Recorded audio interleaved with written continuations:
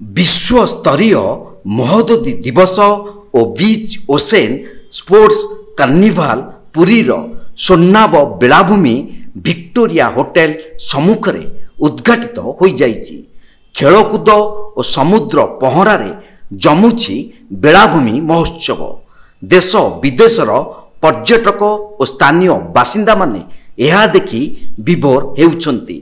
समुद्र जलराशि रे अनुष्ठित खेल मध्यरे समुद्र पहरा, kayaking, canoeing, run, swimming run, rescue tube rescue क्रीड़ा 19 और 16 वर्षरू कम खेलाड़ी पुरुष और महिला ओपन खेलाड़ी और मास्टर खेलाड़ी जोग देइथिले।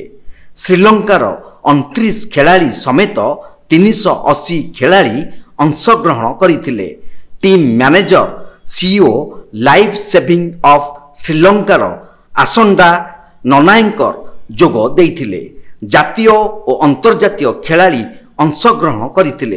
प्रथम दिन खेल प्रतियोगिता रे क्रीड़ाविद जातीय और अंतर्जातीय स्तर रे प्रथम, द्वितीय और तृतीय स्थान अधिकार करथिले।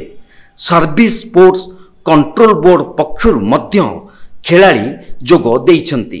भारतीय कोच भावे RLSS रो कौस्तव बक्सी, रोहित पी, प्रदीप नायडू, जयंत कुमार सिंह, आर मईपान, धर्मेंद्र चौधरी प्रमुख जोग देइथिले। महोदधि दिवसर द्वितीय दिवस रे सकाळ 7टारे खेलाड़ी माने जोग देइथिले।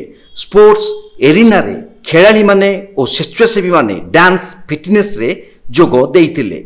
समुद्र जल रे खेलाड़ी माने विभिन्न खेल प्रतियोगिता रे जोग देइथिले। स्थानीय क्रीड़ा क्लब पक्षरु थ्रोबॉल, भलीबॉल, मालखंब अनुष्ठित होइथिला। इंडो श्रीलंका बीच स्प्रिंट खेल होइथिला। संध्या 6टारे गदी कुस्ती को दर्शक उपभोग करथिले। दिव्यांग व्यक्ति मानक द्वारा सांस्कृतिक कार्यक्रम अनुष्ठित होइथिला। चित्रशिल्पी दुर्गा माधव करंक निर्देशन रे आर्ट गैलरी रे शिल्पी माने सुंदर चित्र आंकुथिबा दृश्य पर्यटन को आकृष्ट करिथिला। प्रतिदिन संध्यारे प्राय 5000 रु ऊर्ध्व दर्शक यहाकू उपभोग करुछंती।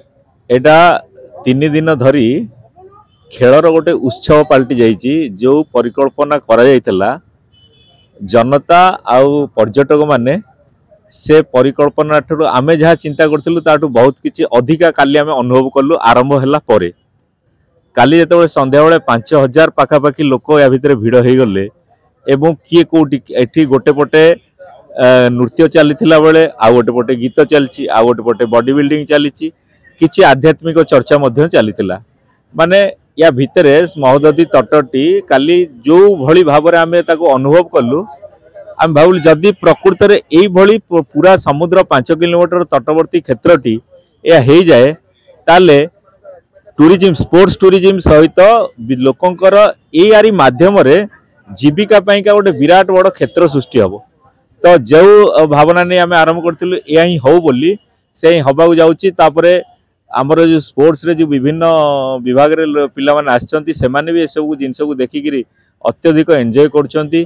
एवं आम सबुठु बेसी प्रेरणा आम मानक मिलूची जे प्रकृत रे जो काम पाइका आम आरंभ करथिलु प्रकृत रे से उपलब्धि महोदधि तटरे आम अनुभव करूछु। सिद्धार्थ रे अध्यक्ष महोदधि उत्सव कमिटी पुरी रे आम 10 तारिख रु 11 तारिख 12 तारिख पर्यंत महोदधि उत्सव पालन करूछु। यार मूल लक्ष्य होची हमर जो समुद्र अछि महोदधि तार सुरक्षा रखिबा एवं तार ध्यान रखिबा एवं ता सहित ए वर्ष आम याकू इंटरनेशनल लेवल पालन करूछु। एथमे हमर इंटरनेशनल बीच स्पोर्ट्स कार्निवाल एठी आयोजित करा जाउछि। एथरे 600 पाखापाखि पार्टिसिपेंट्स हम नेशनल लेवल आसंती एवं इंटरनेशनल कंट्री पाखापाखि 36टा कंट्री लोक आम सहित जोड़ी रहिछंती। एवं आम या सहित आ गोटे मध्य लक्ष्य रखुचे जे 2026 रे जदि एठी सब ठीक ठाक चले ताले आम आपनकर एठी बीच रो जो स्पोर्ट्स रो डेवलपमेंट आम करिकि 2026 सुधा याको बड़ स्पोर्ट्स याको परिवर्तन करि परिबो। एवं 2036 ओलंपिक रे जो पिला माने एठी खेलुचंती समान मध्ये आम मेडल एठी पाइला पर से जॉइन कर परिबे। कैमरा पर्सन रवि जेनांक सह सुधांशु करंक रिपोर्ट तीर्थक्षेत्र लाइव।